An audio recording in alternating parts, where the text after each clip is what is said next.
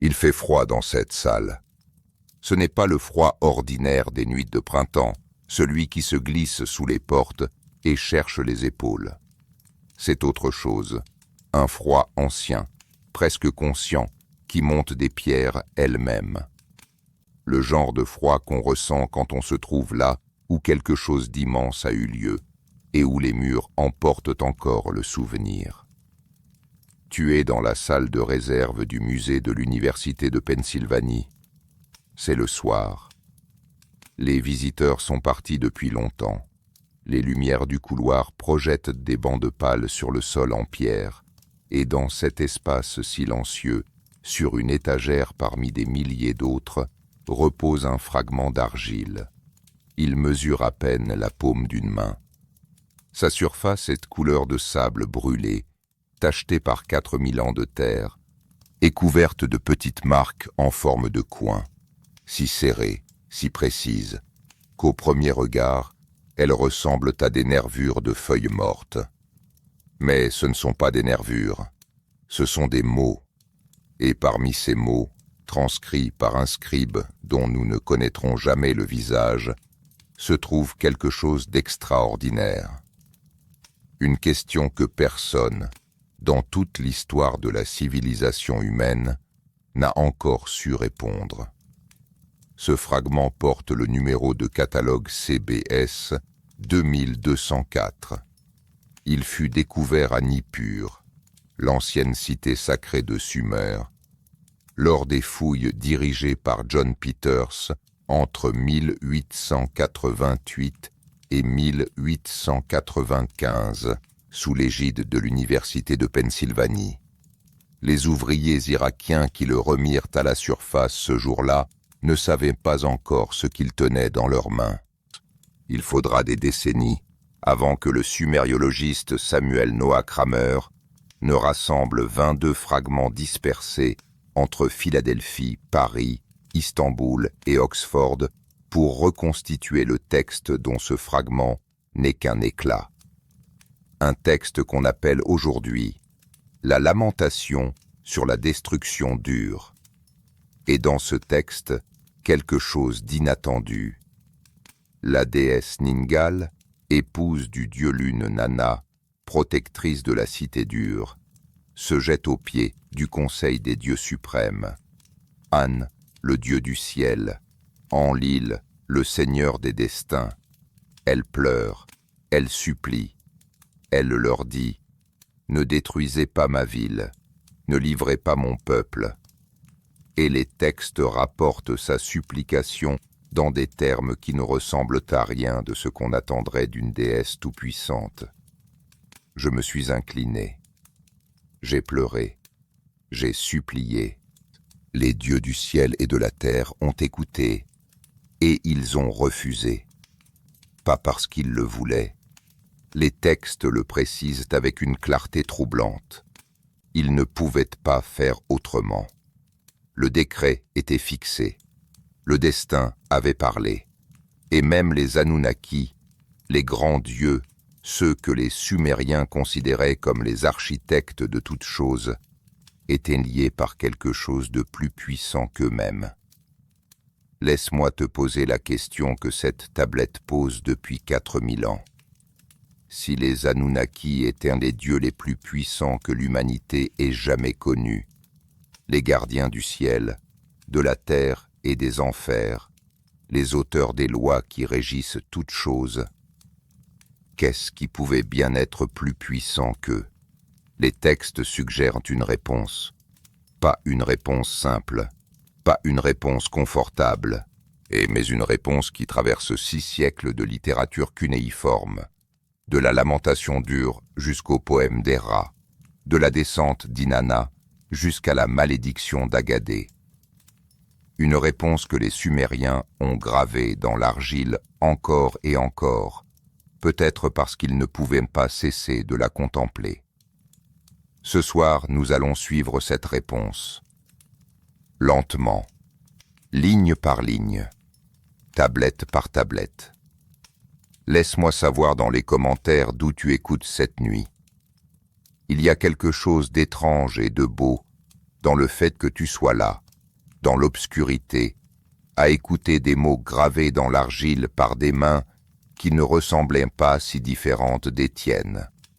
Des mains qui, elles aussi, se posaient les mêmes questions devant le silence de la nuit. Que s'est-il passé? Où sont-ils allés? Qu'est-ce qui était assez puissant pour les faire partir? La tablette CBS 2204 ne donne pas toutes les réponses, mais elle indique une direction. Et cette direction mène beaucoup plus loin que quiconque ne l'aurait imaginé. Les maîtres du ciel et de la terre. Pour comprendre ce qu'il signifie qu'une force puisse dépasser les Anunnaki, il faut d'abord comprendre qui étaient les Anunnaki dans l'esprit de ceux qui les ont écrits. Pas dans nos yeux, pas à travers nos catégories modernes, mais à travers la vision du monde d'une civilisation qui les a documentés avec une précision administrative confondante. Le mot Anunnaki apparaît pour la première fois dans les textes sumériens sous une forme légèrement différente. Anunna. Le sumériologiste Thorkild Jacobsen, dans son ouvrage magistral The Treasures of Darkness, publié en 1976, et a retracé l'évolution sémantique du terme.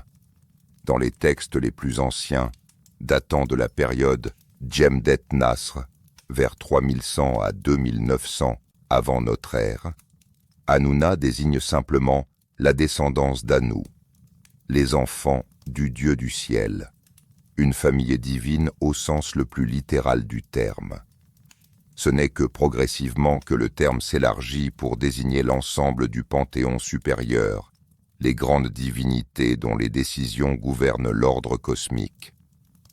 Ce qui est remarquable dans la façon dont les textes sumériens décrivent les Anunnaki, c'est leur caractère profondément administratif. Ces dieux ne sont pas d'abord des figures d'amour ou de terreur, ils sont des fonctionnaires cosmiques d'une précision extraordinaire. Ils tiennent des assemblées. Ils votent. Ils débattent. Ils délèguent.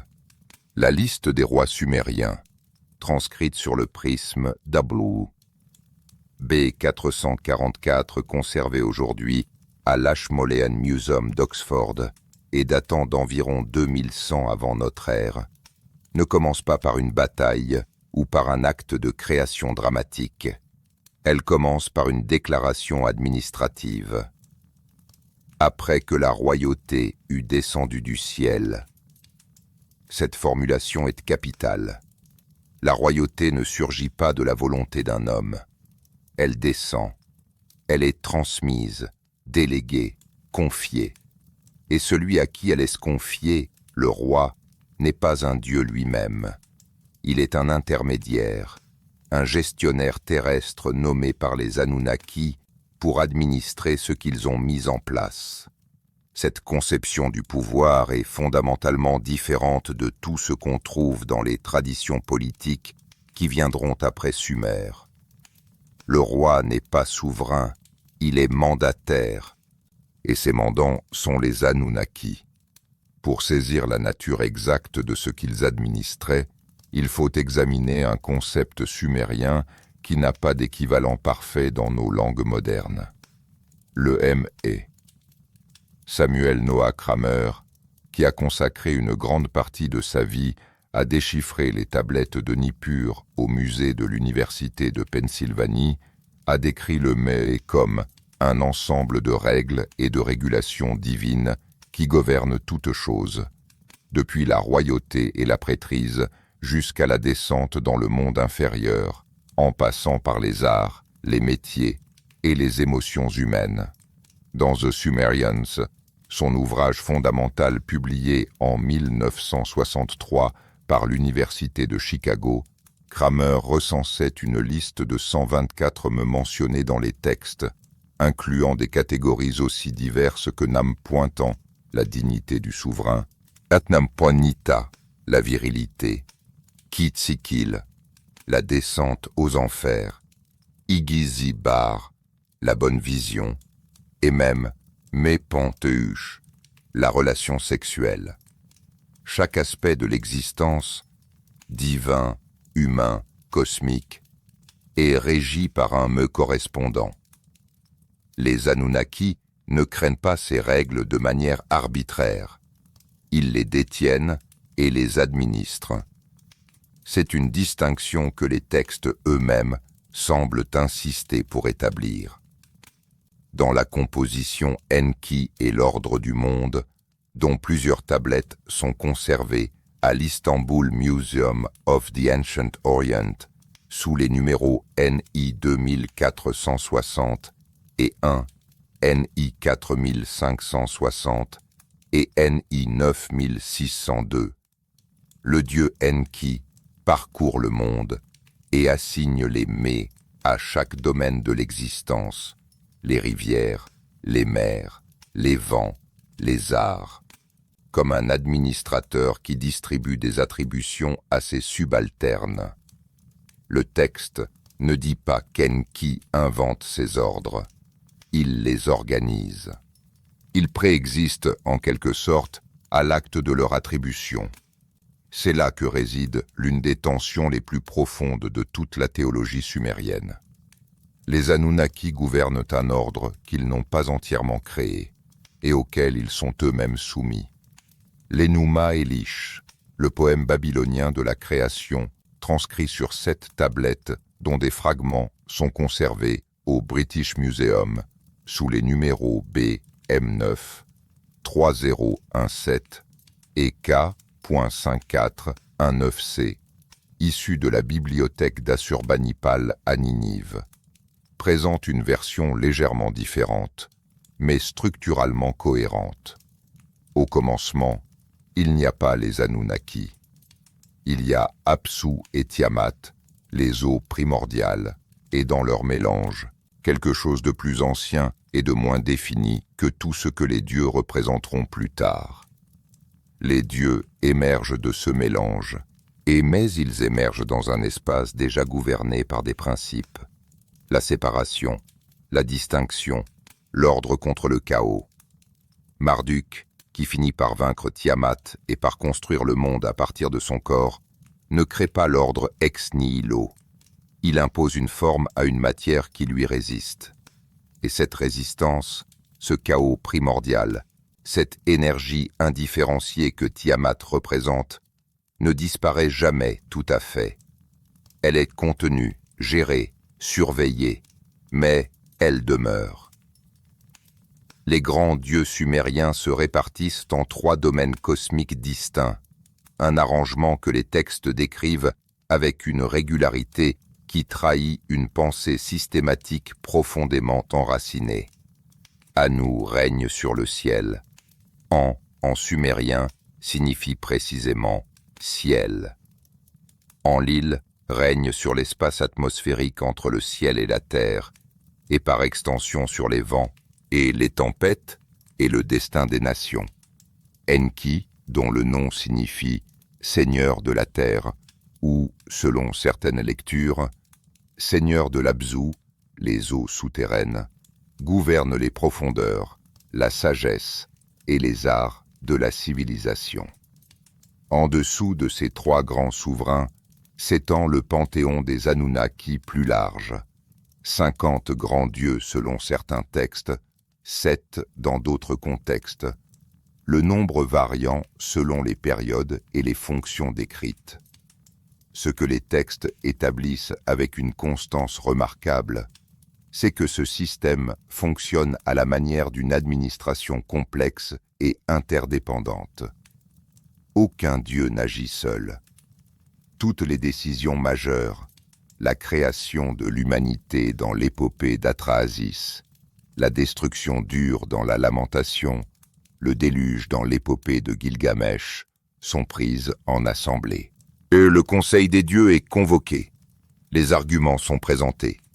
Un vote est tenu ou un consensus est atteint. Et une fois la décision prise, quelque chose d'extraordinaire se produit. Même les dieux qui ont voté contre ne peuvent pas la défaire. C'est ce mécanisme, cette étrange impuissance des dieux devant leur propre décision collective, qui va devenir le fil conducteur de tout ce qui suit. La liste des rois sumériens se termine sur une formule aussi mystérieuse que son ouverture. Puis le déluge s'abattit.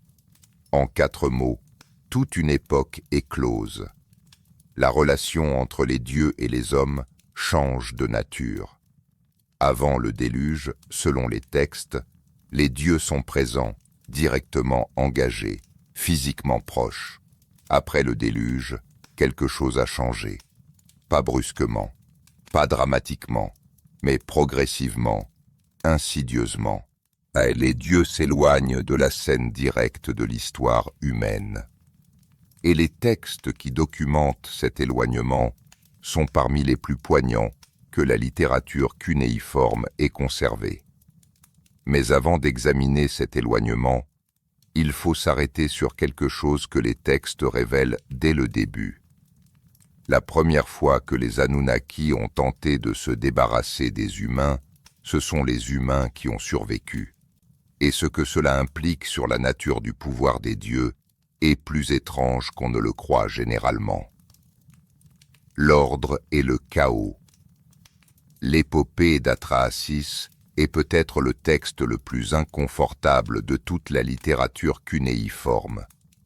Non pas parce qu'il est violent, et il l'est, mais parce qu'il est honnête d'une façon que très peu de textes religieux permettent. Il montre les dieux en train d'échouer, répétitivement, méthodiquement. Et cet échec n'est pas accidentel, il est structurel, inscrit dans la nature même de l'ordre qu'ils ont créé. La tablette principale de l'épopée d'Atrahasis, conservée au British Museum, porte le numéro d'inventaire BM 78 941. Elle date de la période paléo-babylonienne, vers 1700 avant notre ère, mais les spécialistes s'accordent à reconnaître qu'elle transcrit une tradition narrative bien plus ancienne, probablement sumérienne, dont les origines remontent à au moins 2500 avant notre ère. Un fragment supplémentaire et particulièrement précieux est conservé au Metropolitan Museum of Art de New York sous le numéro d'accession 86.11.378. Ces 2 textes, combinés avec d'autres fragments dispersés, permettent de reconstituer l'un des récits les plus complexes et les plus nuancés de toute l'Antiquité. L'histoire qu'ils racontent commence avant les hommes.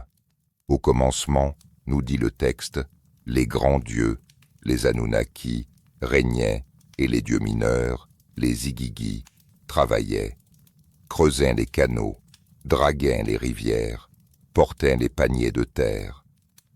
Pendant 40 fois 40 ans, selon le texte, ce labeur continua, jusqu'à ce que les Igigi n'en puissent plus.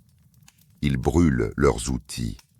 Ils marchent sur la demeure d'Enlil en pleine nuit, brandissant leurs pioches. Ils frappent à la porte du Dieu suprême et exigent d'être libérés du fardeau du travail. Enlil, réveillé, est saisi d'une peur qui jure étrangement avec son statut de maître de l'univers. Il convoque le conseil. 1. Le Père des dieux préside. Et c'est Enki, toujours Enki, et le dieu de la sagesse et des eaux profondes, qui propose la solution. Créons un être qui travaillera à notre place.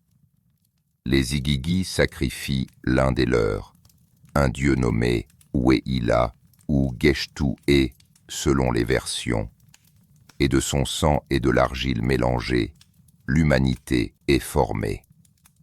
14 femmes matrices donnent naissance aux premiers humains.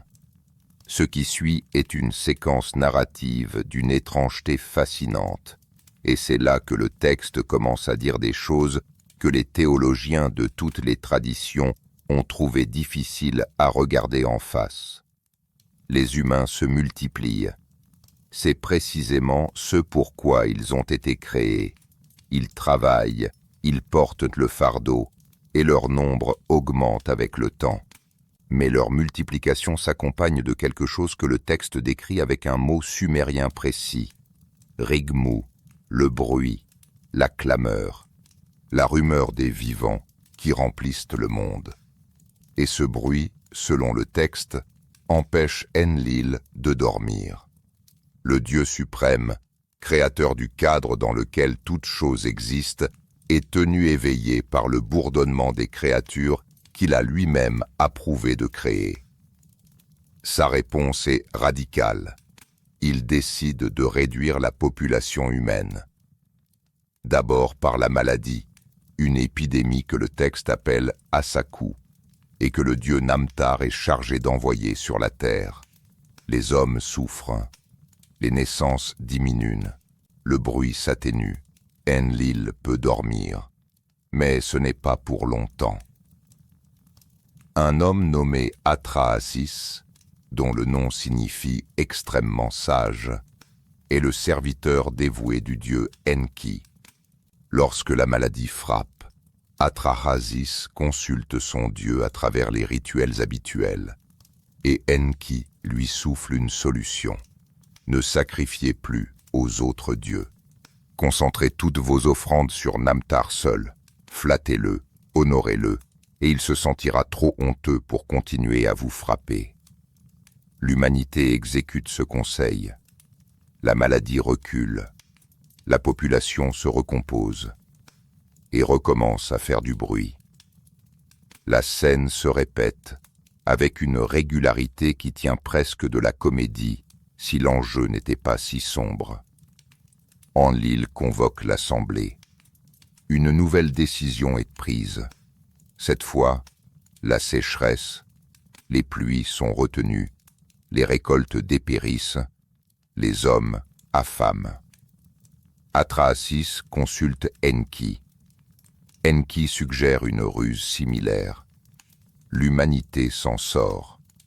Le cycle recommence. À chaque tentative de destruction, Enki interfère. Et l'interférence d'Enki n'est pas présentée dans le texte comme une rébellion contre l'ordre divin. Elle est présentée comme conforme à son propre caractère, à ses propres mets. Enki est le dieu de la sagesse, le gardien des eaux de vie, celui dont la nature même est tournée vers la préservation et la connaissance. Il ne peut pas ne pas sauver les humains, tout comme Enlil ne peut pas ne pas être irrité par leur bruit. Les dieux, dans cette vision du monde, ne sont pas libres au sens où nous entendons la liberté.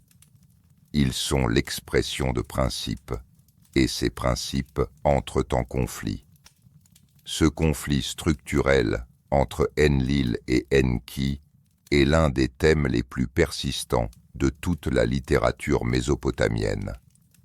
Il traverse l'épopée d'Atrahasis, l'épopée de Gilgamesh, la descente d'Inanna, le mythe de Ziusudra. À chaque fois qu'Enlil cherche à réduire ou à anéantir l'humanité, Enki trouve un moyen de contourner la décision, non pas par caprice, mais parce que sa nature l'exige. Et cette incapacité des dieux à se mettre pleinement d'accord, à imposer une volonté unifiée sur le destin des hommes, révèle quelque chose de fondamental sur la structure du pouvoir divin tel que les Sumériens le concevaient. Les Anunnaki ne sont pas omnipotents d'une omnipotence absolue. Ils sont puissants dans leurs domaines respectifs, mais leurs domaines se limitent mutuellement. L'ordre qu'ils administrent est un équilibre, délicat, dynamique, perpétuellement négocié. Et ce qui maintient cet équilibre n'est pas la volonté d'un seul Dieu, ni même l'accord unanime du Conseil. C'est quelque chose de plus profond, le Nam, que les textes traduisent généralement par « destin », mais que les spécialistes contemporains comme Thorkild Jacobsen et Piotr Michalowski préfèrent rendre par « ce qui a été fixé », quelque chose qui a la force d'une loi naturelle, plutôt que d'un simple décret arbitraire. La catastrophe finale de l'épopée d'Atrahasis arrive quand Enlil, épuisé par les cycles répétés d'échecs, décide d'employer un moyen définitif, le déluge. Cette fois, il fait jurer l'assemblée des dieux au secret. Enki ne doit pas informer les hommes. La décision est prise solennellement, devant l'assemblée complète. Et voici le détail qui distingue ce déluge des simples exercices de violence divine. Même Enki, une fois le serment prêté devant l'assemblée, ne peut pas ouvertement le briser. Il peut contourner le serment. Il parle au mur de la cabane d'Atrahasis, et laissant techniquement le secret intact, mais il ne peut pas annuler la décision de l'assemblée. Le serment de l'assemblée divine est plus fort que la volonté individuelle de n'importe quel dieu. C'est une règle que même Enki doit respecter, aussi clairement que les humains doivent respecter la gravité. Et quand le déluge arrive, un passage du texte arrête le lecteur dans son élan. Les dieux eux-mêmes, dit-on, s'agenouillent et pleurent. Les déesses gémissent. Nintu, la mère des dieux, se lamente. Mes créatures sont revenues à l'argile. Les Anunnaki, ceux qui ont décidé le déluge, regardent ce qu'ils ont décidé et sont saisis de quelque chose qui ressemble étrangement au remords. Et si l'on y regarde de près, ce remords lui-même n'est pas libre. Nintu ne peut pas choisir de ne pas pleurer. Enlil ne peut pas empêcher son propre soulagement une fois qu'il voit Atrahasis survivre. Les émotions des dieux, leurs réactions, leurs regrets, tout cela semble gouverné par les mêmes, eux qui gouvernent les émotions humaines, comme si le système qu'ils administrent les administrait également. Ce motif, le Dieu qui ne peut pas ne pas être ce qu'il est, qui ne peut pas agir contre sa propre nature même quand cette nature entre en conflit avec la décision de l'Assemblée, va se retrouver amplifié dans un texte beaucoup plus célèbre. Un texte qui décrit le moment précis où le plus grand des dieux se retrouve littéralement accroupi comme un chien, submergé par les forces qu'il a lui-même mises en mouvement. Quand les dieux pleuraient, George Smith était en train de trier des fragments de tablettes au British Museum quand, en décembre 1872, il tomba sur quelque chose qui allait changer à jamais notre compréhension de l'histoire humaine. La tablette qu'il tenait entre ses mains, noircie, fracturée en plusieurs morceaux, portant le numéro de catalogue K.3375, était l'une des milliers de fragments issus de la bibliothèque d'Assurbanipal à Ninive, déposée au British Museum depuis les fouilles d'Austen Henry Layard et d'Ormuz de Rassam dans les années 1840 et 1850. C'était la 11e tablette de l'épopée de Gilgamesh, et ce qu'elle contenait était tellement inattendu que Smith, selon les récits contemporains, sauta de sa chaise et se mit à tourner dans la pièce, incapable de se contrôler. Le journal Daily Telegraph avait offert 1000 livres sterling pour retrouver des fragments manquants en Mésopotamie, une somme énorme pour l'époque, et on comprend pourquoi. La tablette K.3375 décrivait un déluge universel, une arche et un survivant choisi par les dieux, dans une narration qui précédait celle de la Bible de plusieurs siècles. Mais dans le texte savamment traduit de la tablette K.3375, il y a quelque chose que les commentateurs ont moins souvent mis en lumière que la parallèle biblique. Il y a une image qui dure à peine quelques lignes et qui pose une question fondamentale sur la nature du pouvoir divin. Quand le déluge déclenché par Enlil commence réellement à balayer la terre, les dieux réagissent. Et leur réaction n'est pas triomphante, elle n'est pas sereine. Le texte dit, dans la traduction que Andrew George, professeur d'assyriologie à l'SOAS, School of Oriental and African Studies, de l'Université de Londres, a établi dans son édition critique de 2003. Les dieux furent saisis de terreur par le déluge. Ils s'enfuirent. Ils montèrent jusqu'au ciel d'Anou. Les dieux s'accroupirent comme des chiens, recroquevillés le long des murs. S'accroupirent comme des chiens. Ceci n'est pas une formulation marginale ou ambiguë. C'est une image centrale du récit, gravée dans l'argile par un scribe qui choisissait chaque mot avec soin et qui a choisi de décrire les Anunnaki, les maîtres du ciel et de la terre, dans une posture de peur animale devant les forces que leurs propres décisions avaient libérées. L'interprétation dominante dans la tradition académique, défendue notamment par Thorkild Jacobsen et reprise par William Moran dans ses études sur la littérature akkadienne, est que cette image exprime la puissance du déluge lui-même, une force naturelle si terrible qu'elle dépasse en intensité même la perception divine. Le déluge n'est pas une punition tranquillement administrée depuis une distance confortable.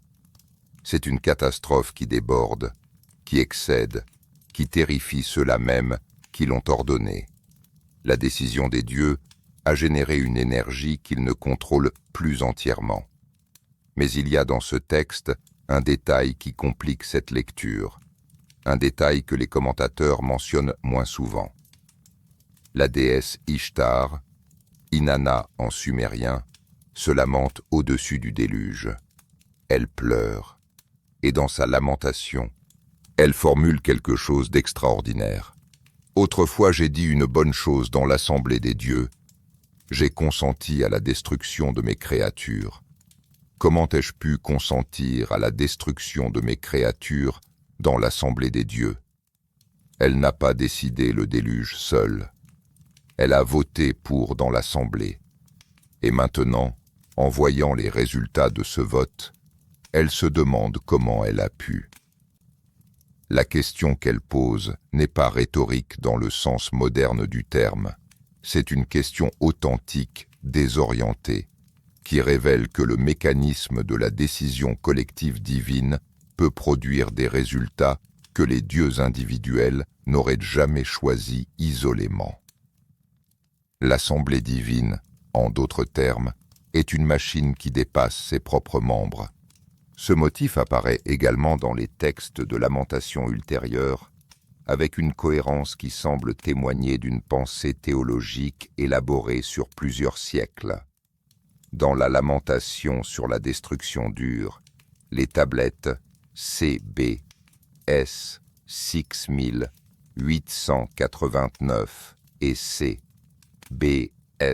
7975 de l'Université de Pennsylvanie décrivent Anne et Enlil comme ayant décrété le destin dur, non pas joyeusement, non pas triomphalement, mais dans la solennité pesante d'une décision qui ne peut plus être défaite une fois prise. La formule akkadienne Shimtu Shakin, le destin est fixé, revient comme un refrain tout au long des textes de lamentation. Elle ne s'adresse pas aux hommes pour les consoler.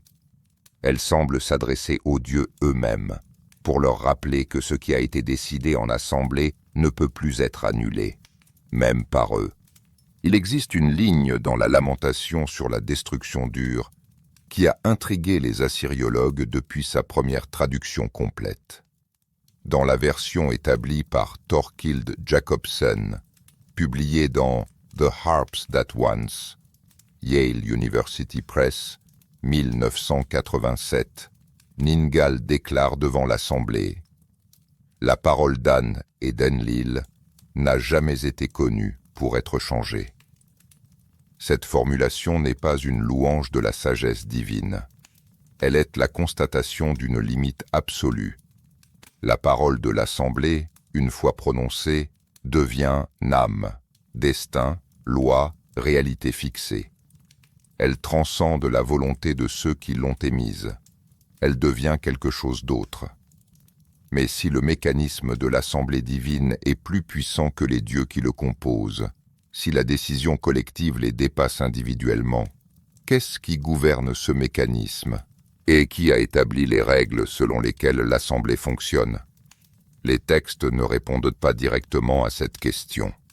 Ils l'approchent, la tournent, la laissent suspendue dans l'argile comme une empreinte sans forme définitive. Et c'est peut-être cette absence de réponse directe qui est la réponse la plus profonde. Le fondement dernier de l'ordre cosmique reste, dans la vision sumérienne du monde, fondamentalement mystérieux, même pour les dieux qui en sont les gardiens. Ce mystère va se manifester avec une clarté particulière dans un texte moins connu que l'épopée de Gilgamesh, mais tout aussi troublant dans ses implications. Un texte qui décrit non pas la punition des hommes, mais la punition d'un empire entier, et le retrait soudain, collectif, silencieux, et des Anunnaki de la ville la plus puissante que le monde ait jamais connue. La malédiction d'Agadé. Il faut s'arrêter un moment sur ce qu'était Agadé, car pour comprendre l'ampleur de ce que les textes décrivent, il faut d'abord comprendre l'ampleur de ce qui a disparu.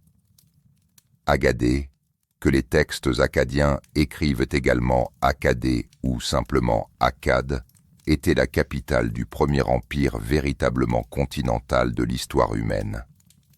Fondée par Sargon d'Akkad vers 2334 avant notre ère, la cité régnait sur un territoire qui s'étendait du golfe Persique jusqu'aux rivages de la Méditerranée, de la Turquie moderne jusqu'aux frontières de l'Iran actuel. Pendant plus d'un siècle, les rois d'Akkad commandaient des armées qui ne connaissaient pas la défaite, administraient un réseau commercial d'une complexité sans précédent et entretenaient des correspondances diplomatiques avec des cours qui se trouvaient à des milliers de kilomètres. Et puis Agadé disparut. Non pas lentement, non pas graduellement, mais avec une brutalité qui laissa les contemporains chercher une explication dans les seuls cadres qu'ils possédaient, la colère des dieux. Le texte cunéiforme connu sous le nom de « La malédiction d'Agadé » est conservé principalement sur la tablette AO 6890 du musée du Louvre à Paris, avec des fragments complémentaires dans d'autres collections. Il fut probablement composé durant la période Ur III, vers 2100 à 2000 avant notre ère, peut-être seulement un siècle après les événements qu'il décrit. Sa composition est attribuée à un ou plusieurs scribes de Nippur, dont le nom n'a pas survécu, mais dont la sophistication littéraire et théologique est évidente à chaque ligne. Le texte commence par une évocation de la grandeur d'Agadé à son apogée, sous le règne de Sargon et de sa fille Enheduanna, la première auteure nommée de l'histoire humaine, grande prêtresse dure et poétesse dont les hymnes à la déesse Inanna sont conservés au musée de l'Université de Pennsylvanie.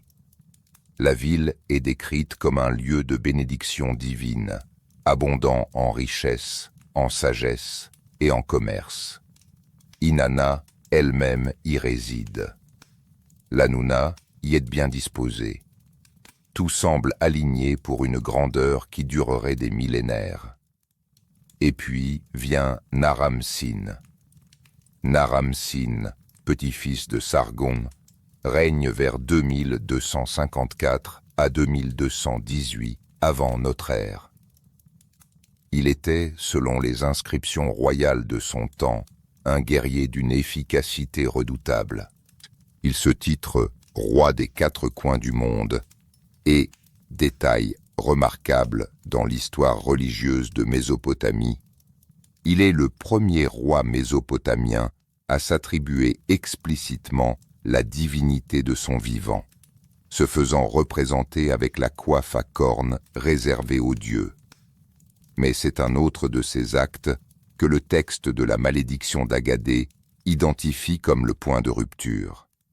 Selon la composition littéraire, Naram-Sin cherche un oracle pour guider ses campagnes militaires. L'oracle ne vient pas. Il attend 7 ans, selon le texte, un nombre symbolique sans doute, et l'assemblée divine reste silencieuse. Impatient, peut-être convaincu de sa propre divinité, Naram-Sin finit par attaquer le temple d'Enlil à Nippur, les Kurs, la maison de la montagne, centre spirituel de tout Sumer. La réponse des Anunnaki est immédiate et totale. Le texte décrit les dieux quittant Agadé dans une séquence qui mériterait d'être citée longuement. Inanna abandonne son temple. Elle emporte avec elle sa grandeur, ses victoires, son mets de la guerre et de l'amour.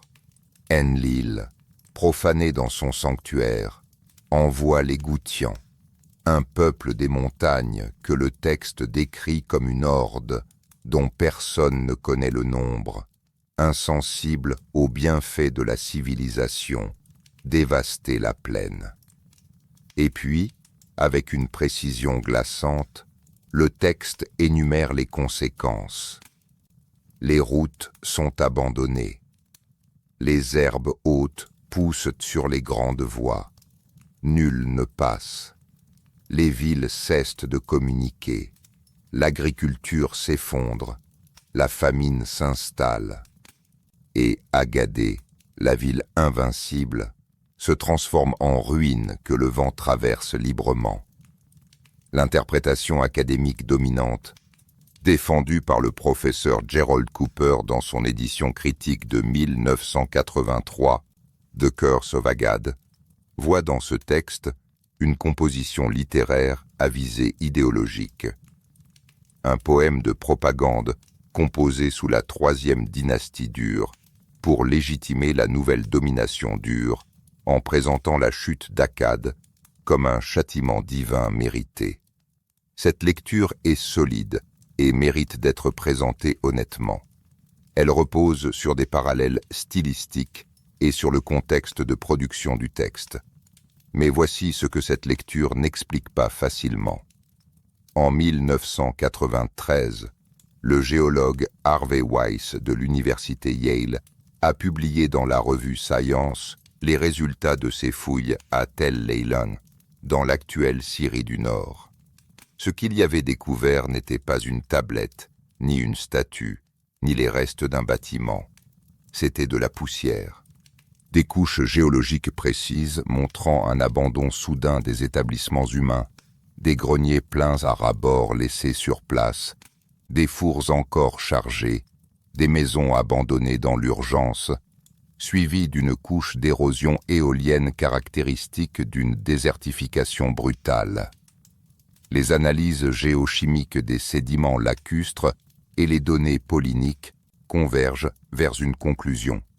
Vers 2200 avant notre ère, la région du Proche-Orient subit l'un des épisodes de sécheresse les plus sévères de tout l'Holocène.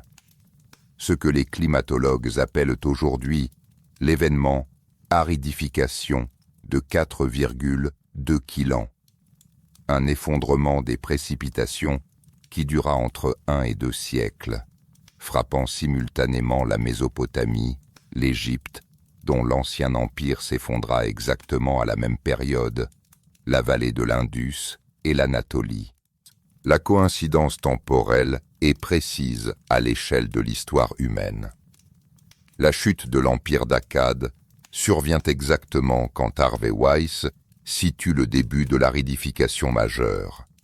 La malédiction d'Agadé, composée moins d'un siècle plus tard, décrit avec des détails saisissants. L'herbe haute qui envahit les routes, symptôme d'un abandon humain massif. L'absence de pluie, mentionnée explicitement. Les rivières qui baissent, les récoltes qui manquent. Et si les Anunnaki qui abandonnent Agadé dans le texte ne sont pas seulement une métaphore politique, mais aussi une cartographie culturelle d'un désastre climatique d'une ampleur terrifiante. Les Sumériens n'avaient pas nos instruments géochimiques, nos carottages glaciaires, nos modèles de circulation atmosphérique. Mais ils avaient quelque chose que nous avons parfois tendance à sous-estimer, une observation précise et continue du monde naturel, transmises de génération en génération par des scribes qui notaient tout. Les hauteurs des crues, les rendements agricoles, les épidémies, les sécheresses. Et quand le monde qu'ils observaient commença à se défaire d'une façon qui dépassait toute explication humaine normale, ils le dirent dans le seul langage qui leur permettait d'exprimer des forces de cette magnitude. Les dieux sont partis. Cette interprétation, que les textes de lamentation et de malédiction encodent la mémoire culturelle de catastrophes climatiques réelles, ne contredit pas nécessairement leur valeur religieuse ou littéraire. Elle la complète peut-être d'une dimension supplémentaire, et elle prépare à comprendre quelque chose de plus subtil encore dans les lamentations dures. Le moment où une déesse elle-même se retrouve impuissante devant la décision d'un conseil qu'elle ne peut pas renverser. Les lamentations de Ningal. Il existe dans la littérature sumérienne un passage qui, si l'on s'y arrête vraiment, change quelque chose à la façon dont on comprend toute la suite. Ce passage se trouve dans la lamentation sur la destruction d'Ur, dans la section reconstituée à partir des tablettes CBS 6889 et AO 6446, ce dernier conservé au département des Antiquités orientales du musée du Louvre à Paris. C'est le moment où la déesse Ningal, épouse du dieu lune Nana, protectrice d'Ur depuis le commencement des temps, prend la parole devant l'assemblée des grands dieux. Et ce qu'elle dit est, à bien y réfléchir, l'un des aveux les plus extraordinaires de toute la littérature religieuse ancienne. Je me suis avancé de moi-même devant Anu, j'ai pleuré de moi-même devant Enlil, je me suis incliné, je me suis prosterné. Vraiment j'ai versé mes larmes devant Anne, vraiment j'ai supplié devant Enlil. Que ma ville ne soit pas détruite, ai-je dit, que ma ville ne soit pas détruite. Mais Anne n'a pas changé sa parole. Mais Enlil n'a pas changé sa parole.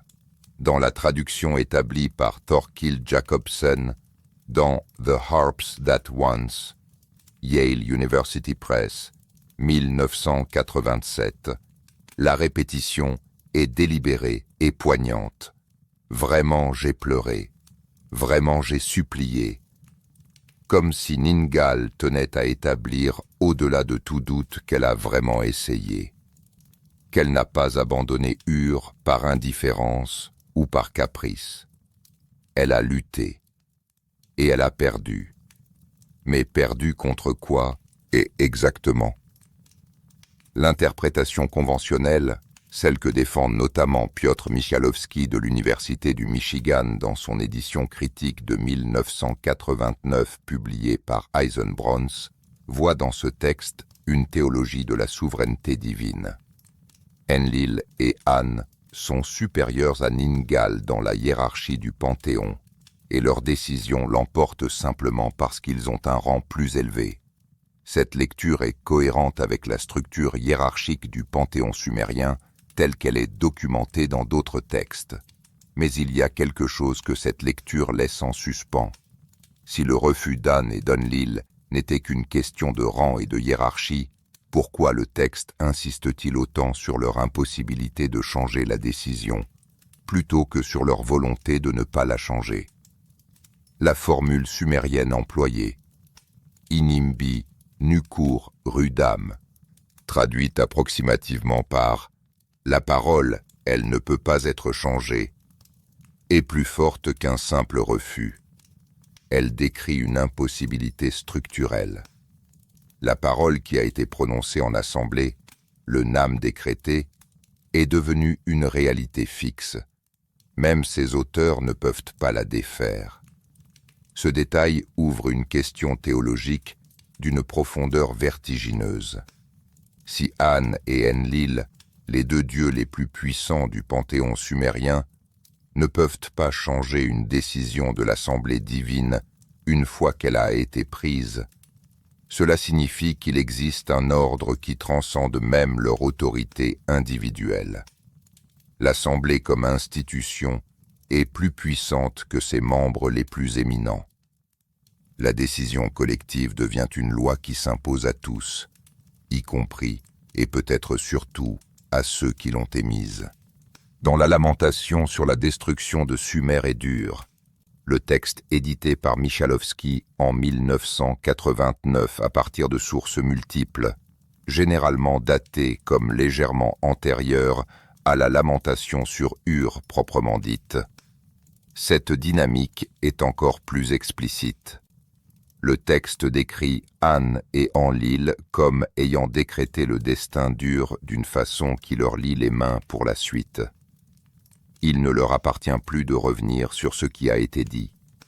Ce n'est pas de la sévérité, c'est de la fatalité.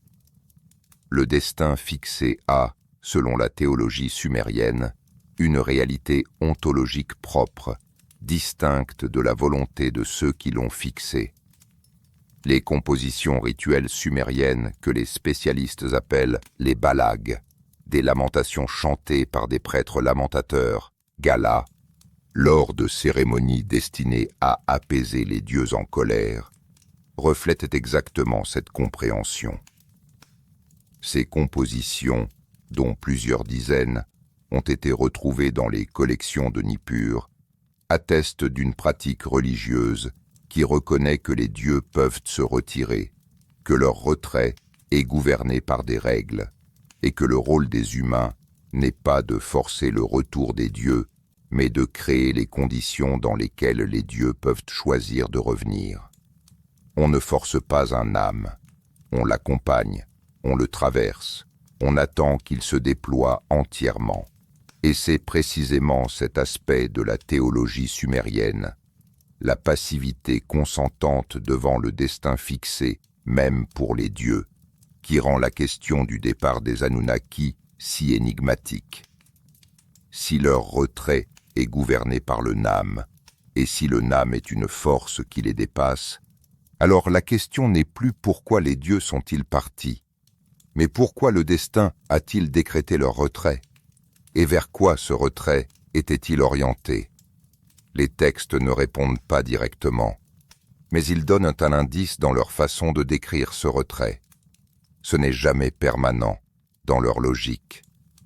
C'est toujours la préface d'un autre cycle. Enlil se retire, puis revient. Marduk abandonne Babylone, puis revient. La structure narrative des lamentations n'est pas une élégie définitive, c'est une attente, un espace de vide qui appelle un retour. Ce vide, et ce qu'il laisse entrer quand les dieux se retirent, est décrit avec une acuité troublante dans un texte babylonien qui date plusieurs siècles plus tard, mais qui s'inscrit avec une précision remarquable dans la même tradition théologique. Un texte où le retrait délibéré du Dieu suprême de Babylone ouvre la porte à une force que le texte lui-même semble peiner à nommer: les temples abandonnés. La lamentation sur la destruction de Sumer et d'Ur contient une séquence qui, lue attentivement, ressemble moins à un poème religieux qu'à un inventaire systématique d'un désastre institutionnel. Temple par temple, ville par ville, le texte égrène les dieux qui quittent leur sanctuaire. L'image répétée est toujours la même. Il a abandonné sa demeure et les vents soufflent dans son étable. Ninlil quitte le Ki-Ur. La reine de Kesh abandonne Kesh. Ninma quitte le grand temple de Kesh. Enki abandonne Eridu. Inanna quitte Uruk. Nanna quitte Ur. Et les grandes villes de Sumer, la liste ressemble à un catalogue des métropoles d'une civilisation entière, se vident de leur présence divine de façon coordonnée, simultanée, comme si un signal avait été donné que les textes ne transcrivent pas directement. Ce n'est pas un retrait chaotique, c'est un retrait ordonné. Et cette ordonnance a quelque chose de plus inquiétant, d'une certaine façon, qu'un effondrement catastrophique et brusque. Un tremblement de terre détruit, mais il n'organise pas. Ce que les textes décrivent ressemble davantage à une procédure, à un protocole de fermeture exécuté selon des règles établies. Les fouilles archéologiques effectuées à Nippur, cité sacrée d'Enlil, un centre spirituel de toute Mésopotamie, entre les années 1970 et 1990, sous la direction de l'Oriental Institute de l'Université de Chicago, ont révélé quelque chose d'intéressant qui mérite d'être mis en relation avec ces textes. À plusieurs moments de l'histoire de Nippur, les archéologues ont trouvé des couches d'abandon soudain qui ne correspondent pas aux destructions violentes, incendies, invasions, mais à des départs organisés. Céramiques soigneusement rangées, bâtiments fermés et non saccagés, traces d'un entretien qui s'interrompt net. Ces couches correspondent, avec une précision que les spécialistes comme Maguire Gibson de l'Oriental Institute ont notée dans leur rapport de fouille, aux périodes de transition politique majeure, les mêmes périodes que les textes littéraires décrivent comme des moments de retrait divin. Et la correspondance n'est pas une preuve causale, mais elle est un motif. Le même mot dans deux langages différents, l'un archéologique, l'autre cunéiforme. À Eridu, la plus ancienne des cités sumériennes selon la liste des rois, est l'une des rares cités dont les niveaux archéologiques remontent jusqu'à la période Ubaïde, environ 5400 avant notre ère. Les fouilles irakiennes des années 1940 et 1950, menées par Fouad Safar et Mohamed Ali Mustafa, ont dégagé une séquence de 19 temples superposés, 19 constructions successives, chacune bâtie sur les fondations de la précédente, témoignant d'une continuité religieuse ininterrompue de plus de 3 millénaires. Et puis, à un moment précis, la séquence s'arrête. Le dernier temple est abandonné. La ville décline, se vide, retourne progressivement au désert. La tradition textuelle situe cette rupture au moment où Enki, le dieu d'Eridu, abandonne sa demeure. Ce qui est remarquable dans la façon dont les Sumériens conceptualisaient ces abandons, c'est l'absence de malédiction dirigée contre les villes elles-mêmes. Les dieux ne maudissent pas Eridu ou Ur. Ils s'en vont. Et dans cet acte de départ, ils emportent quelque chose que les textes désignent par le terme « mais », les décrets divins, les principes organisateurs qui maintenaient la cité dans l'ordre. Sans les mais, la cité ne peut plus fonctionner, non pas parce qu'elle a été détruite physiquement, mais parce qu'elle a perdu le principe immatériel qui la rendait vivante. Cette vision d'une ville qui s'effondre non pas parce qu'elle a été attaquée, mais parce qu'elle a perdu son mais, est profondément étrangère à notre façon moderne de penser l'histoire des civilisations. Nous cherchons des causes matérielles, invasions, sécheresses, épidémies, effondrements commerciaux. Et ces causes existent, bien sûr. Mais les Sumériens, eux, voyaient derrière ces causes matérielles un phénomène d'ordre différent, un changement dans la structure immatérielle de l'ordre cosmique qui rendait certaines villes viables et d'autres non.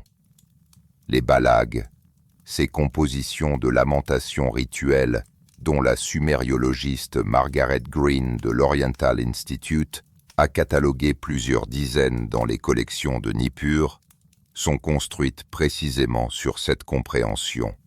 Elles ne demandent pas aux dieux de réparer les murs brisés ou de remplir les greniers vides. Elles demandent aux dieux de revenir habiter leur temple, parce que le retour du dieu est la condition nécessaire au retour de l'ordre, pas l'inverse. Ce n'est pas la reconstruction physique qui attire le divin, c'est la présence divine qui rend la reconstruction possible et significative. Et il y a dans cette logique une implication vertigineuse. Si les Anunnaki sont partis parce que le Nam, le destin, l'a décrété, et si leur retour ne peut advenir que quand le Nam le permettra à nouveau, alors l'histoire humaine, dans la vision sumérienne du monde, est fondamentalement rythmée par des cycles de présence et d'absence divine qui obéissent à leurs propres lois. Des lois que même les dieux ne fixent pas unilatéralement. Ce qui se passe dans le vide laissé par ce retrait, ce qui entre quand les dieux s'en vont, est l'objet d'un texte babylonien d'une noirceur et d'une sophistication particulières. Un texte qui n'hésite pas à donner un nom à la force qui occupe l'espace abandonné par Marduk. Héra, le dieu de la violence. Il y a une question que le poème d'Héra pose et ne résout pas, et c'est précisément pour cela qu'il est l'un des textes mésopotamiens les plus philosophiquement intéressants. La question est celle-ci. Est-ce que l'absence d'ordre est une force en elle-même? Le poème d'Héra, également connu sous le titre Héra et Ishum, est conservé sur 5 tablettes, dont la tablette principale K.1282, conservée au British Museum à Londres, est la plus complète.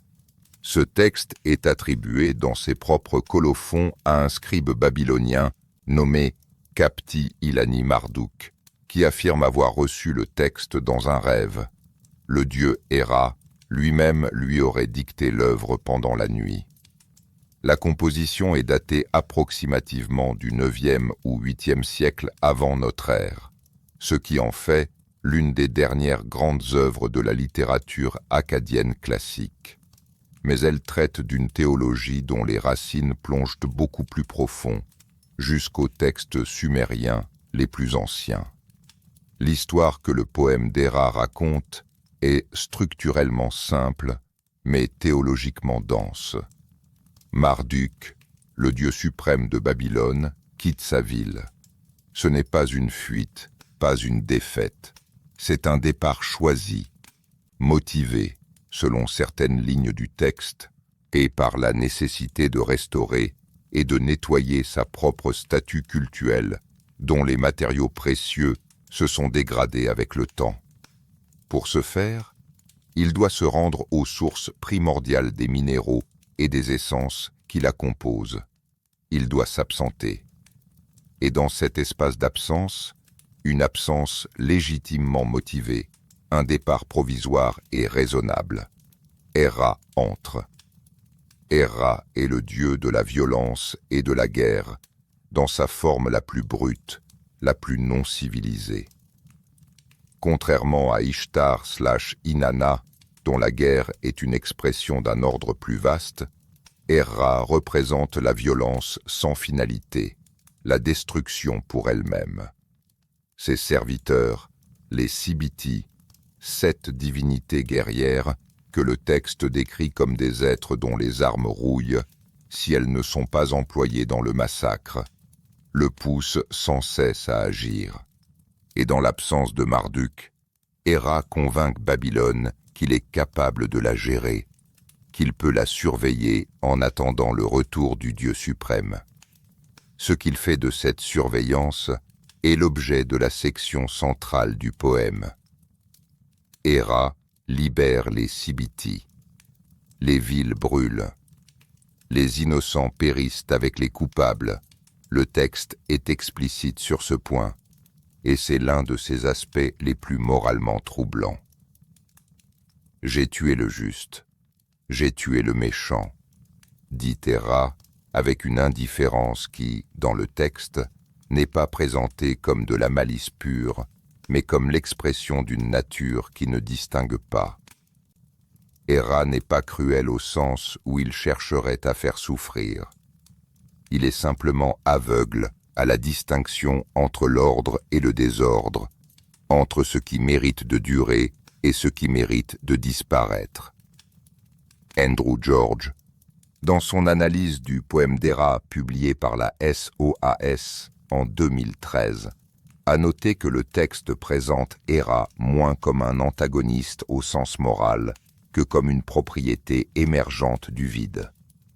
Quand l'ordre s'absente, ce n'est pas le chaos qui s'installe spontanément, c'est Héra, une force dotée d'une personnalité et d'une direction propre, qui occupe le vide. Et cette occupation n'est pas accidentelle. Elle semble dans la logique du texte presque inévitable. Là où Marduk n'est pas, Héra sera. Non pas parce qu'Héra est malveillant, mais parce que c'est la nature de l'ordre cosmique. Un espace de gouvernance ne reste jamais vide. Cette idée que le retrait d'une force organisatrice crée immédiatement une aspiration que quelque chose d'autre vient remplir, est une observation d'une finesse remarquable sur la nature du pouvoir. Et elle résonne avec les lamentations sumériennes d'une façon qui suggère une tradition théologique continue et cohérente sur plusieurs siècles. Le poème d'Héra contient également, dans sa 5e tablette, un élément qui n'a pas toujours été suffisamment souligné dans les analyses académiques. Après la destruction, après la violence, Héra lui-même s'arrête. Il entend la voix de son héros Ishum, le dieu du feu domestique, gardien de la frontière entre le sauvage et le civilisé, qui lui décrit ce qu'il a fait. Et Héra s'arrête, non pas parce qu'il est vaincu, mais parce que le cycle est accompli. La destruction a eu lieu. L'ordre peut maintenant se reconstituer, et Marduk peut revenir. Luigi Cagni, dans son édition critique de 1977 de Poem of Héra, a proposé de lire ce retour de Marduk comme une restauration de l'ordre cosmique après une phase de chaos nécessaire, une lecture qui fait écho à certaines théories anthropologiques sur les rituels de désordre, festivals de chaos, périodes de licence ritualisées, qui permettent à l'ordre de se régénérer. Dans cette lecture, Héra n'est pas simplement le méchant de l'histoire. Il est la force de purge qui permet à Marduk de revenir dans un espace nettoyé, régénéré, prêt à être administré à nouveau. Mais une autre lecture est possible, et les textes la soutiennent également. Et si Marduk ne choisit pas vraiment de partir?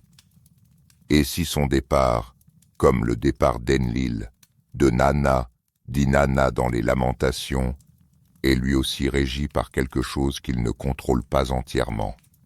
Un âme, un destin fixé qui l'oblige à s'absenter à ce moment précis pour que le cycle puisse s'accomplir.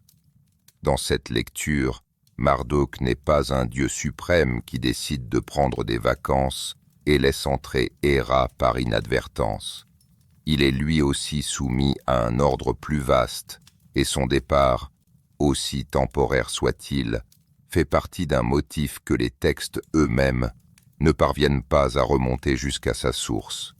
Ce motif, du Dieu soumis à une loi qu'il n'a pas faite, qui descend, qui subit, qui est jugé, trouve son expression la plus radicale dans un texte qui précède de plusieurs siècles le poème d'Héra. Un texte où ce n'est pas un dieu mineur qui descend aux enfers, mais la plus grande déesse de tout le panthéon sumérien. Et ce qu'elle y trouve suggère que les Anunnaki, même dans leur domaine le plus sombre, ne sont pas les auteurs des règles qu'ils appliquent.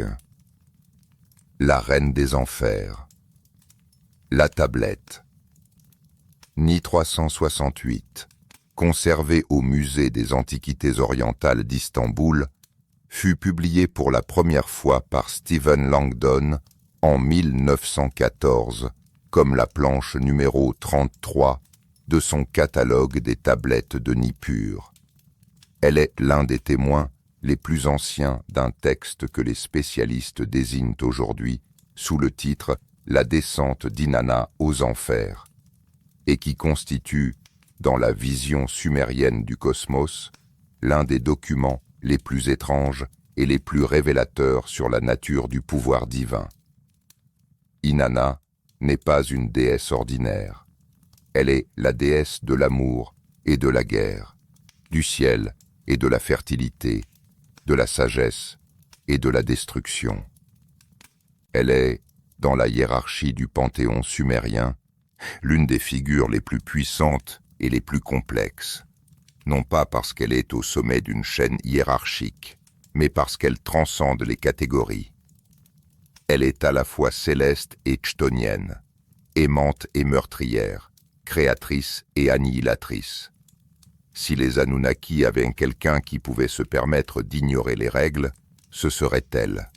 Et pourtant, le texte décrit Inanna quittant le ciel, des oreilles hautes du ciel, de son cœur en bas de la terre, pour descendre dans le cours, le monde inférieur, le royaume de sa sœur Ereshkigal. Les raisons de ce voyage ne sont pas clairement expliquées dans les premières lignes, peut-être pour assister aux funérailles du mari d'Ereshkigal, peut-être pour étendre son pouvoir jusqu'au royaume souterrain, peut-être pour une raison que le texte suggère mais ne dit pas. Ce qui est dit avec une précision remarquable, c'est ce qu'Inanna fait avant de descendre. Elle rassemble ses mets, les décrets divins qui définissent son pouvoir. Elle les revêt littéralement, comme des vêtements, des ornements, des attributs physiques. La couronne sur sa tête, Nam, En, la royauté, le bandeau sur son front, Su-Gur.Ra, son autorité spirituelle, l'insigne à son cou, les 7 rangées de perles de lapis-lazuli, la robe royale sur son corps, le bâton de lapis-lazuli dans sa main. Elle se revêt de tout ce qu'elle est, de tout ce qui la rend ce qu'elle est. Et à chaque des 7 portes de l'enfer, on lui retire tout cela. Porte après porte, 7 portes, 7 dépouillements. Inanna se voit enlever un attribut. La couronne, le bandeau, le collier, la broche, les anneaux d'or, le pectoral, la robe. À la 7e porte, elle entre dans la salle du jugement nue et accroupie. Et là, les 7 Anunnaki des enfers, les Anunnakurra, les Anunnaki de la terre inférieure, dont Ereshkigal est la reine, la jugent. Ils la condamnent. Et Inanna meurt, pendue à un crochet. La déesse la plus puissante du panthéon sumérien, suspendue à un crochet dans les ténèbres souterraines. L'interprétation de Thorkild Jacobson, développée dans The Treasures of Darkness, voit dans ce texte un mythe saisonnier encodant le cycle de la végétation. Inanna, représentant les forces de croissance qui doivent descendre dans la terre morte pendant l'hiver pour remonter au printemps. Cette lecture est bien fondée et a été reprise par de nombreux spécialistes depuis. Mais il y a dans ce texte un détail procédural qui dépasse la simple métaphore saisonnière. À chaque porte, le gardien qui dépouille Inanna répond aux protestations de la déesse par la même formule. C'est ainsi que les lois du monde inférieur le veulent. Inanna ne met pas en question les lois du monde inférieur. En sumérien, Eridug Kalamma Mebinuku Rudam, les lois, les mets, du monde inférieur ne peuvent pas être changées, pas même pour Inanna, pas même par Inanna. Ce sont des mets que les Anunnaki du monde inférieur appliquent, mais n'ont pas créés. Ils sont les gardiens d'un ordre qu'ils ont reçu, non qu'ils ont institué. Et cet ordre s'impose à tous ceux qui entrent dans leur domaine, y compris la plus grande des déesses du monde supérieur. Ce qui est peut-être le plus troublant dans ce texte, c'est la suite. Inanna est morte.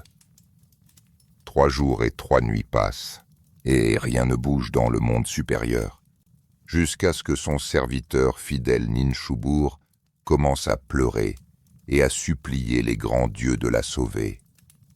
Enlil refuse d'intervenir. Nanna refuse. Seul Enki, toujours Enki, trouve un moyen, en créant deux petites créatures androgynes, Kurgara et Galature, qui descendent dans le monde inférieur et ressuscitent Inanna par la puissance de l'eau et de la nourriture de la vie.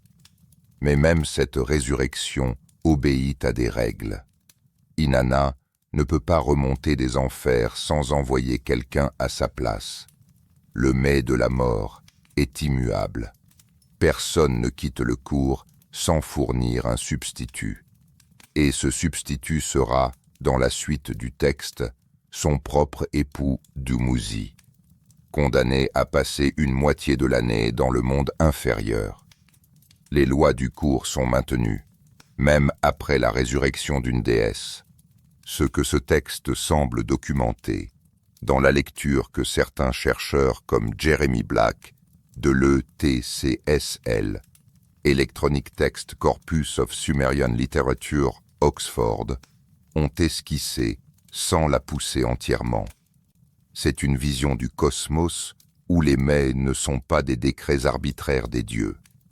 Ce sont des propriétés structurelles de la réalité elle-même. Ils préexistent aux dieux, ou du moins coexistent avec eux, de façon tellement entrelacée qu'on ne peut pas distinguer ce qui est antérieur à quoi.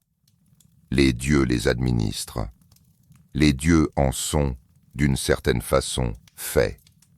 Mais les dieux ne les transcendent pas. Et si les Anunnaki ne pouvaient pas partir parce qu'ils voulaient partir, mais parce que leur propre nature, leur propre mets, l'exigeait. Si leur retrait n'était pas une décision, mais une nécessité inscrite dans la structure même de ce qu'ils étaient, ce motif de la nécessité, du Dieu qui ne peut pas ne pas obéir à sa propre nature, trouve une expression particulièrement poignante dans un texte qui ne parle pas d'un Dieu, mais d'un roi. Un roi qui fut peut-être le premier homme à avoir réuni les dieux et les humains dans une relation de gouvernance claire et explicite, et qui mourut en découvrant que les dieux ne pouvaient pas le protéger.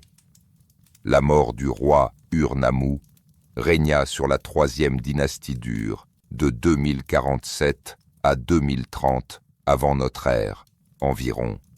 Il est l'auteur du plus ancien code de loi connu, le code d'Ur-Nammu, dont des fragments en langue sumérienne sont conservés à l'université d'Istanbul, et le bâtisseur du grand ziggurat d'Ur, et dont les structures de briques cuites sont encore partiellement debout dans l'Irak actuel.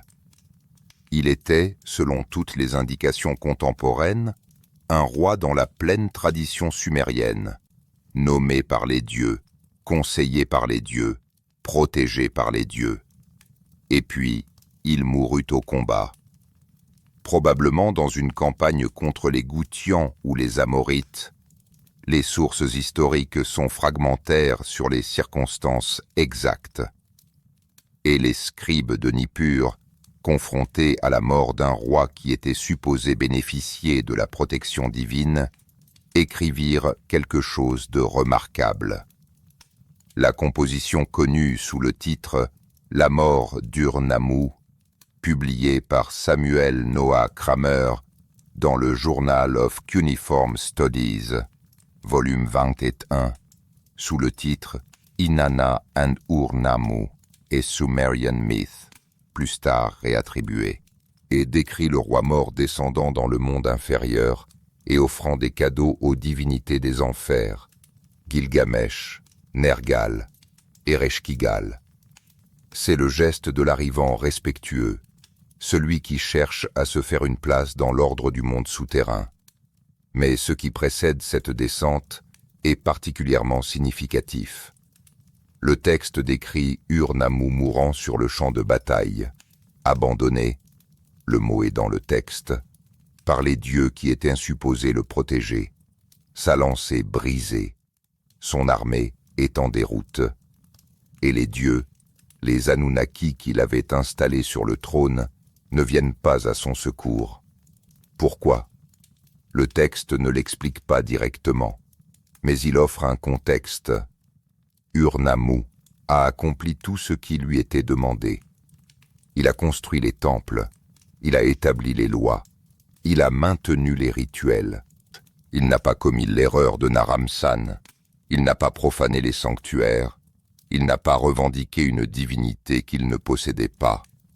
Et pourtant, les dieux n'interviennent pas.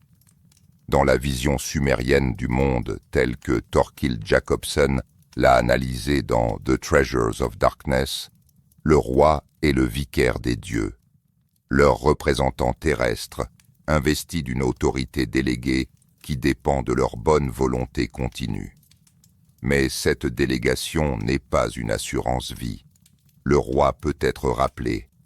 Ces dieux peuvent, dans les termes mêmes des textes, se retourner vers lui ou se détourner de lui. Et ce retournement ou ce détournement n'est pas toujours expliqué comme une punition pour une faute. Parfois, il semble simplement que le nam du roi est accompli. Sa durée de vie, son règne, ses victoires, tout cela avait une durée fixée, inscrite dans le destin que l'Assemblée divine avait décrété à sa naissance ou à son intronisation. Quand cette durée est épuisée, les dieux ne peuvent pas la prolonger sans violer l'ordre qu'ils administrent eux-mêmes. La stèle d'Urnamu, une grande stèle de calcaire retrouvée à Ur lors des fouilles de Leonard Woolley dans les années 1920, aujourd'hui partiellement conservée au musée de l'Université de Pennsylvanie et partiellement au musée archéologique d'Istanbul, montre le roi en train de recevoir de Nana le bâton et l'anneau symbolique du pouvoir royal. Les dieux lui remettent l'autorité avec une formalité solennelle, mais aucune stèle ne montre les dieux au chevet du roi mourant. Il n'y a pas d'image de ça. Peut-être parce qu'une telle image eût été théologiquement impossible, les dieux ne pouvaient pas être là, et dans cet espace-là. Le destin d'Urnamu était fixé, et les dieux, gardiens du destin, ne peuvent pas travailler contre ce qu'ils gardent. Ce motif du patron divin qui ne peut pas, ou ne peut pas encore intervenir parce que les lois de l'ordre cosmique le lui interdisent, est l'une des réponses les plus cohérentes que les textes sumériens offrent à la question du retrait des Anunnaki. Non pas qu'ils soient partis vaincus, non pas qu'ils soient partis par dépit ou par indifférence, mais peut-être qu'ils n'avaient d'autre choix que d'obéir à la logique d'une âme, de se retirer au moment où le cycle l'exigeait, aussi douloureusement que cela leur coûtait. Et si cette douleur elle-même, le remords des déesses qui pleurent, les dieux accroupis comme des chiens, était-elle aussi une propriété de l'ordre cosmique? Si même la souffrance des dieux était régie par des lois qu'ils n'avaient pas choisies? La réponse à cette question se trouve peut-être non pas dans les textes eux-mêmes, mais dans le monde physique que ces textes tentaient de décrire. Dans la poussière de Tel Leilan, dans les analyses isotopiques des carottes sédimentaires, dans la science d'une catastrophe climatique qui a frappé la Mésopotamie avec la force d'un jugement divin, et qui a peut-être laissé dans la mémoire culturelle sumérienne une empreinte que les scribes ne savaient pas nommer autrement que par le mot départ. Le grand silence climatique. Il est des coïncidences en archéologie qui ne ressemblent pas à des coïncidences. En 1993, une équipe dirigée par Harvey Weiss, professeur de paléoclimatologie à l'université Yale, publia dans la revue Science les résultats de 6 années de fouilles à Tel Leilan, dans la région du Cabour, au nord-est de la Syrie actuelle. Tel Leilan est l'antique Shekna, et peut-être la ville de Shubat-Enlil, résidence royale des rois akkadiens à leur apogée. Ce que Weiss et son équipe avaient découvert dans les strates géologiques de ce site était, dans leur propre formulation, une rupture brutale et soudaine dans tous les indicateurs de présence humaine et d'activité agricole, suivie immédiatement d'une couche de dépôts éoliens indiquant une aridification massive et soudaine. Les greniers de Tel Leilan avaient été abandonnés remplis. C'est ce détail qui arrête l'imagination. Pas des greniers vidés méthodiquement avant un départ planifié. Des greniers pleins, du grain dedans, des scellés intacts, des marques administratives fraîches, simplement laissées, comme si les gens étaient partis d'urgence, ou comme si la suite de ce départ n'avait jamais été planifiée, parce que personne ne croyait vraiment que le départ serait définitif. Et autour de ces greniers, la poussière. Les analyses micromorphologiques des couches de Tel Leilan, croisées avec les analyses de carottes sédimentaires du lac de Van en Turquie, du lac Urmia en Iran, et des spéléothèmes, concrétions calcaires, de la grotte de Sorek en Israël, convergent vers une conclusion que la paléoclimatologie contemporaine a confirmée et précisée. À partir d'environ 2200 avant notre ère, la région du Proche-Orient et du Proche-Orient étendu subit une aridification massive et relativement brutale à l'échelle géologique, ou ce qui signifie quelques décennies plutôt que quelques siècles. Les précipitations chutent de façon significative sur une zone immense. Les rivières baissent, les nappes phréatiques s'abaissent, les rendements agricoles s'effondrent. Cette perturbation, que les climatologues appellent désormais l'événement d'aridification de 4,2 kg, 4200 ans avant le présent, n'a pas frappé la Mésopotamie seule. Elle frappa l'Égypte. L'Ancien Empire s'effondra exactement à la même période, vers 2180 à 2160 avant notre ère, laissant l'ère que les Égyptiens eux-mêmes appelèrent la première période intermédiaire, un moment de fragmentation politique, de famine documentée et d'un effondrement de l'autorité centrale. Elle frappa la civilisation de l'Indus. Les grandes cités de Mohenjo-Daro et Harappa commencèrent leur déclin à la même époque, pour des raisons que les archéologues attribuent en partie à une perturbation des moussons. Elle frappa la péninsule anatolienne, dont plusieurs sites majeurs montrent la même signature d'abandon soudain. C'est un effondrement synchrone et global d'une ampleur qui dépasse de très loin n'importe quelle invasion militaire, n'importe quel tremblement de terre, n'importe quelle épidémie.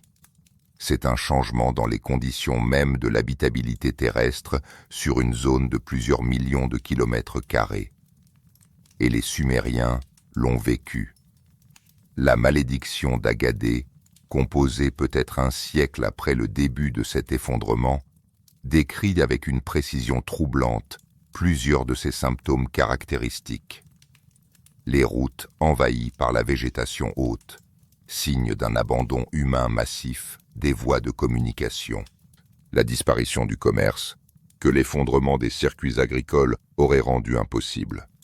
Les villes qui cessent de communiquer, cohérent avec l'image d'un réseau de peuplement, se fragmentant sous la pression des ressources. Et surtout, cette formulation étrange. Les grands champs ne produisent pas de grains. Non pas que les champs aient été saccagés, non pas qu'ils aient été abandonnés par négligence. Ils ne produisent simplement plus, comme si quelque chose d'essentiel avait été retiré d'eux. Dans le langage des Sumériens, ce quelque chose portait un nom. C'était le meux de l'agriculture, le principe divin qui rendait les champs fertiles. Et ce mets, disaient les textes, était administré par les dieux. Quand les dieux partaient, le meux partait avec eux. Il est bien sûr possible, et peut-être même probable, et dans une lecture académique stricte, que les auteurs de la malédiction d'Agadé et des lamentations de Nippur n'avaient pas conscience de décrire un événement climatique global. Ils décrivaient ce qu'ils voyaient, les champs secs, les greniers vides, les routes désertes, et ils l'interprétaient dans les cadres conceptuels qui étaient les leurs. Le retrait des divinités protectrices. ce que les glaciologues appellent une anomalie de précipitation. Les Sumériens l'appelaient l'absence d'Enlil. Ce que les géomorphologues décrivent comme une avancée des dunes éoliennes, les scribes de Nippur le décrivaient comme le vent mauvais envoyé par les dieux. Mais voici ce qui est peut-être le plus fascinant dans cette convergence entre sciences modernes et textes anciens. Les deux descriptions, celle de la géochimie et celle de la théologie sumérienne, font état de la même discontinuité. Quelque chose qui fonctionnait a cessé de fonctionner. Un ordre qui maintenait le monde dans un certain équilibre s'est rompu, et cette rupture a produit des effets que les contemporains trouvaient incompréhensibles dans leurs propres termes. Les Sumériens avaient peut-être raison, dans leur langage propre, de décrire cela comme le départ de quelque chose de plus puissant qu'eux. La perturbation climatique qui a détruit l'empire d'Akkad et fragilisé la troisième dynastie d'Ur était une force plus puissante que n'importe quel roi, n'importe quelle armée, n'importe quelle institution humaine. Elle était peut-être aussi, et les textes semblent le suggérer, une force que les Anunnaki eux-mêmes ne pouvaient pas contrôler. Pas parce qu'ils étaient impuissants en général, mais parce que cette force-là opérait à l'échelle d'une âme, du destin fixé, et que même les gardiens du destin ne peuvent pas travailler contre ce qu'ils gardent. Mais ce que les textes disent sur ces règles, ces lois qui gouvernent même les dieux, méritent une exploration plus attentive. Parce qu'il y a dans la façon dont les Sumériens conceptualisaient les quelque chose qui n'a pas encore été tout à fait dit, ce que les textes refusent de dire. Il y a une chose étrange dans les textes sumériens quand on les lit attentivement, et c'est une étrangeté que les spécialistes mentionnent parfois en passant, sans toujours s'y arrêter. Les textes ne racontent jamais l'origine des mets. Les mets sont partout, ils gouvernent tout, de la royauté à la descente aux enfers, du tressage du panier à l'art de la guerre, de la sagesse à la tromperie. Ils sont mentionnés dans des centaines de textes, listés, énumérés, distribués. Le texte Inanna et les Mi, dont des tablettes sont conservées dans l'Electronic Text Corpus of Sumerian Literature, ITCSL, de l'Université d'Oxford sous la référence de composition 1.3.1, avec des témoins matériels provenant de plusieurs collections de Nippur, raconte comment Inanna se rend à Eridu pour visiter Enki et réussit, en le faisant boire généreusement, à lui faire offrir l'un après l'autre la totalité des mets. Elle les charge sur le bateau du ciel et les emporte à Uruk. Ce texte était fascinant pour ce qu'il révèle sur la nature des mets comme objets. Ils peuvent être remis, volés, transportés. Ils ont une réalité quasi matérielle. Enki les possède, il peut les donner. Mais le texte ne dit jamais d'où Enki les tient lui-même. Il les possède, comme on possède un héritage. Il les administre, comme un bibliothécaire qui garde des livres qu'il n'a pas écrits. Qui les a écrits? La composition Enki et l'ordre du monde, dont les tablettes de référence incluent des fragments conservés au musée de l'Université de Pennsylvanie et cités dans l'ETCSL sous la référence 1.1.3, montre Enki organisant le monde, assignant des fonctions, distribuant des mets à chaque domaine de la réalité. Mais même ici, Enki distribue et organise. Il ne crée pas les mets ex nihilo. Ils sont là, en lui, hérités de quelque chose ou de quelqu'un que le texte ne nomme pas. Dans les textes les plus anciens de Nippur, certaines compositions remontant à la période Phara, vers 2600 avant notre ère, parmi les plus vieux textes littéraires connus, les me sont décrits comme résidant originellement dans l'Abzu, les eaux souterraines primordiales dont Enki est le gardien. L'Abzu est un espace d'avant la distinction, d'avant la forme, l'espace dont émergent toutes les potentialités. Et dans cet espace préforme, l'aimé existe déjà. Ce qui suggère, et il faut ici maintenir soigneusement le registre du possible, pas du certain, que dans la vision sumérienne du monde, les lois fondamentales de la réalité ne sont pas le produit d'une décision divine.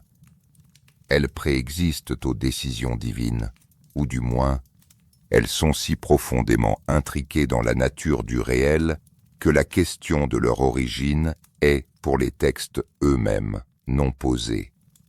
Comme si demander qui a créé les mets était aussi improbable que demander qui a créé l'eau. Cette structure, où les dieux administrent un ordre qu'ils n'ont pas créé et auquel ils sont soumis, a des conséquences profondes pour la question du retrait des Anunnaki. Si les Anunnaki sont liés par les mets et par le Nam, si leur retrait est une expression de cet ordre et non une décision libre et unilatérale, alors leur disparition n'est pas un abandon. C'est une conformité. Les Anunnaki ne partent pas malgré les règles de l'ordre cosmique. Ils partent à cause de ces règles, parce que ces règles l'exigent à ce moment-là, dans ce cycle-là. Et cela ouvre une question finale que les textes posent sans y répondre. Si le retrait des Anunnaki est régi par des règles, des mets et un âme, alors ce retrait est, par définition, temporaire. Il fait partie d'un cycle. Et si ce cycle obéit à des règles, ces règles doivent définir aussi les conditions du retour. Les lamentations sumériennes, justement, ne sont pas des funérailles.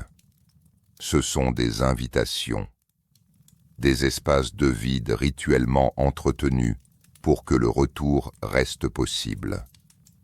Les balagues, ces compositions rituelles de lamentation, sont chantées non pas pour pleurer un passé révolu, mais pour maintenir ouverte la possibilité d'un retour. Comme si les scribes de Nippur savaient que le départ des dieux n'était pas définitif, parce qu'un départ régi par des règles ne peut pas être définitif. Il n'est qu'une phase du cycle. Et si ce qui est plus puissant que les Anunnaki n'est pas une force extérieure qui les a vaincus, ni un ennemi, ni un catastrophe imprévisible, mais les règles du cycle lui-même, dont ils sont à la fois les gardiens et les sujets. Les textes semblent, dans leur prudence et leur refus de conclure définitivement, avoir choisi de laisser cette question ouverte, comme si répondre était moins important que contempler. Et c'est peut-être la sagesse la plus profonde que cette argile porte encore aujourd'hui. 3 lectures d'un mystère. Après avoir traversé 6 siècles de littérature cunéiforme, de l'épopée d'Atrahasis aux lamentations de Nippur, du poème d'Héra à la malédiction d'Agadé, il est légitime de s'arrêter et de regarder en face ce que les textes proposent réellement comme réponse à la question que le titre de ce voyage a posée. Parce que les textes proposent, en réalité, non pas une réponse, mais un éventail de réponses qui coexistent dans l'argile, qui se superposent et se complètent sans jamais se contredire entièrement. Et cet éventail mérite d'être présenté honnêtement, dans toute sa complexité, plutôt que réduit à une seule lecture commode. La première lecture est celle que défend la tradition académique majoritaire, représentée notamment par Piotr Michalowski de l'Université du Michigan, Adam Falkenstein dans ses études sur la littérature sumérienne, et plus récemment par Nili Samet dans sa réédition de 2014 de la Lamentation sur la destruction dure. Dans cette lecture, les textes de retrait divin sont des compositions littéraires et politiques, des œuvres qui utilisent le langage de l'abandon divin pour traiter de réalités très humaines. La défaite militaire, le changement de dynastie, les crises agricoles, les bouleversements politiques. Les dieux qui abandonnent leur temple reflètent les institutions humaines qui perdent leur légitimité. Le Nam, qui ne peut pas être changé, est une façon sophistiquée de dire que certains événements historiques sont inévitables, non pas parce que des dieux le veulent, mais parce que les forces sociales, économiques et naturelles qui les produisent dépassent la volonté des individus ou des rois. Dans cette lecture, les textes sont de la théologie politique, un cadre conceptuel qui permet aux Sumériens de comprendre et d'accepter des transformations que leur époque vivait sans les choisir. Cette lecture est rigoureuse. Elle respecte le contexte de production des textes et elle offre une cohérence interne qui mérite d'être prise au sérieux. La deuxième lecture est celle que des chercheurs comme Thorkild Jacobsen, dans la tradition de la phénoménologie des religions, ont proposé. Les textes encodent une sagesse philosophique profonde sur la nature du pouvoir et de l'ordre. Les Anunnaki qui se retirent ne symbolisent pas des institutions politiques humaines. Ils symbolisent des principes cosmiques dont le retrait révèle quelque chose de vrai sur la nature de la réalité, que l'ordre n'est jamais acquis, qu'il doit être perpétuellement maintenu et reconstitué, réinvité, que le vide est toujours possible, que même les forces les plus puissantes que nous connaissions sont soumises à des lois qui les dépassent. Dans cette lecture, les textes sumériens sont une philosophie du cycle, une méditation sur l'impermanence, sur la fragilité de tout ce qui est structuré, sur la nécessité de maintenir les conditions qui permettent à l'ordre de persister. Cette lecture résonne étrangement avec certaines intuitions très modernes de la physique des systèmes complexes, la façon dont des systèmes stables peuvent basculer brusquement quand des seuils sont franchis, d'une façon qui semble transcender les volontés individuelles des éléments qui les composent. La troisième lecture est celle que les textes eux-mêmes semblent le moins vouloir fermer complètement, même si aucun spécialiste rigoureux n'en ferait sa thèse principale. Elle traite les textes non comme des métaphores ou des philosophies, mais comme des archives, des documents qui tentent de préserver la mémoire d'événements réels, en utilisant le seul langage conceptuel disponible pour les décrire. Dans cette lecture, le retrait des Anunnaki documenterait quelque chose qui s'est réellement passé. Une rupture, un changement, une perte, que les Sumériens ont vécu comme la fin d'une forme de relation directe entre leur monde et quelque chose qui se trouvait au-delà de lui. Ce quelque chose ne serait pas nécessairement des extraterrestres, ni des êtres surnaturels au sens strict, mais ce serait quelque chose. Une source de connaissances, une présence organisatrice, un ordre qui s'est retiré, et dont le retrait a été vécu comme une perte si profonde qu'il a fallu la graver dans l'argile, la répéter, la lamenter pendant des siècles. Ces trois lectures ne sont pas mutuellement exclusives. Elles opèrent à des niveaux différents. Un texte peut être simultanément de la propagande politique et une philosophie du cycle et la mémoire d'une rupture réelle. Les plus grandes œuvres littéraires de l'humanité fonctionnent souvent à plusieurs niveaux à la fois. C'est précisément ce qui leur permet de traverser les millénaires. Ce que toutes trois partagent, et c'est peut-être le point le plus important, c'est la reconnaissance que les textes sumériens documentent quelque chose de plus grand que les dieux. Que ce quelque chose soit appelé Nam, ou destin cosmique, ou loi naturelle, ou propriété émergente des systèmes complexes, ou mémoire d'un véritable bouleversement. Dans chaque lecture, les Anunnaki sont des entités puissantes mais soumises à quelque chose qui les dépasse, soumises à un ordre dont ils sont les gardiens mais pas les auteurs. Et c'est peut-être là la réponse la plus profonde que les textes offrent à la question du titre de ce voyage. Si les Anunnaki ont disparu à cause de quelque chose de plus puissant qu'eux, ce quelque chose n'était pas leur ennemi. C'était la structure de la réalité elle-même, les règles fondamentales selon lesquelles toute chose, divine ou humaine, doit finalement fonctionner. Ce n'est pas une défaite, c'est une conformité. Et dans cette conformité, peut-être, réside une sorte de sagesse que les scribes de Nippur ont tenté de préserver pour quiconque, un jour, serait assez patient pour lire jusqu'au bout. Il reste une question que les chercheurs des 3 écoles ne s'accordent pas à résoudre, et c'est peut-être la plus importante de toutes. Le mystère demeure. Nous voilà revenus à la salle froide, à ce fragment d'argile couleur de sable brûlé, portant le numéro CBS 2204 sur son étagère dans la réserve du musée de l'Université de Pennsylvanie.